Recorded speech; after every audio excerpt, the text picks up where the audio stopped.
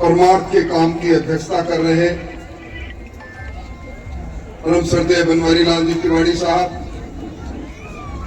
इस कार्यक्रम में विशिष्ट अतिथि के तौर पर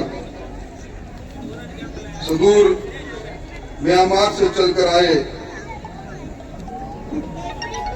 पारिक महासभा के ऑल इंडिया के महामंत्री आदरणीय धर्मेंद्र जी,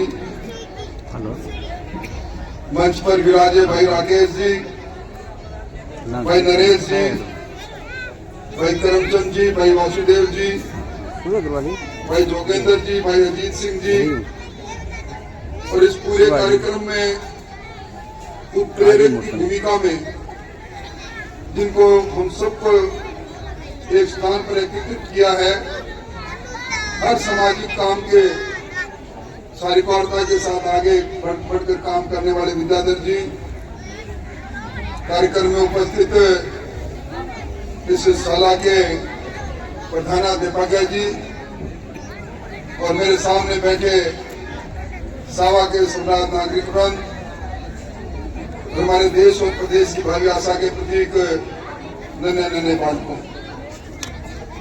गांधी जी ने कहा था, परित सरस धर्म नहीं भाई, पर पीड़ा सो नहीं अजमाई। पर का हित और उसकी पीड़ा को दूर करने का जो काम करते हैं, उससे बड़ा धर्म नहीं। और मैं पारिक महासभा को कौन से शब्दों से धन्यवाद दूं। जिस प्रकार का काम आपने उस वैश्विक महाकाल कोरोना में किया, जब गोवंश हमारा नष्ट हो रहा था, लंपी की बीमारी में आपकी महासभा ने आगे बढ़कर सेवा की। और ये जो सामाजिक संगठन है, ये सामाजिक संगठन अगर अपने खुद के समाज तक सीमित रहे तो कोई बड़ी बात नहीं। तो पारिक महासभा ये तो गरीब के कल्याण में लगने वाली महासभा है।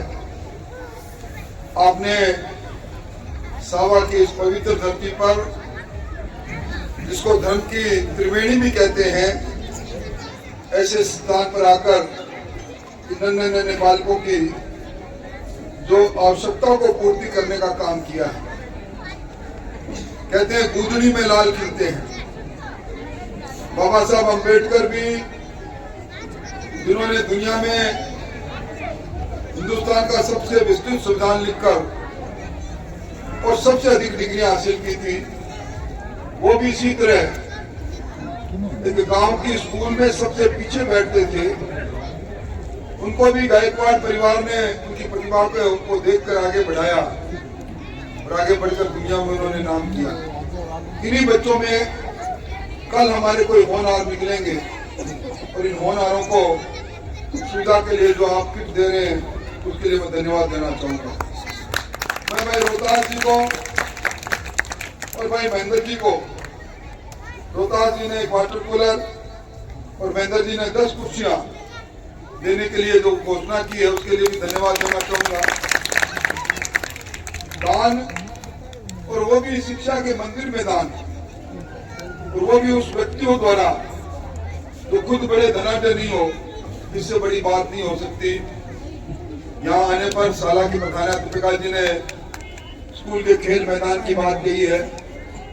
अगर प्रस्ताव कोई आएगा, करमचंद जी विराजे हैं, कोई प्रस्ताव लेकर आएंगे, वीओ साहब विराजे हैं, तो निश्चित तौर पर प्रस्ताव भेजोगे तो सरकार से मैं पूरी कराने की कोशिश करूंगा। सावा तो नाम ही कुछ ऐसा है, यहाँ तो कहते हैं धर्म की जड़ हरी रहती है। ये तो कई धर्मों की त्रिवेणी है। इस प्रकार के सुंदर मौके पर विद्याधर जी, आपने अपने को से याद किया और विशेष तौर पर धर्मेंद्र जी से मिलने का मौका दिया, क्योंकि ये धर्मेंद्र जी जैसे दानवीर शिक्षा के क्षेत्र में काम करते हैं। आपके पैतृक गांव के अंदर शिक्षा मंत्री जी द्वारा मेरी उपस्थिति में कही गई बात के लिए मैं चाहूंगा कि आप एक पत्र आज आप चाहे विद्याधर जी को लिख कर देते हैं, मेरे पास पहुंचेगा। मैं उस पत्र के माध्यम से इस बार जो बजट आ रहा है उसमें स्कूल को आपके स्कूल को भी क्रमित कराने के लिए कोशिश करेंगे। आप सब विद्यार्थियों को शुभकामनाएं देते हुए इस पुनीत काम में भागीदार देने पर बहुत बहुत धन्यवाद, बहुत बहुत आभार।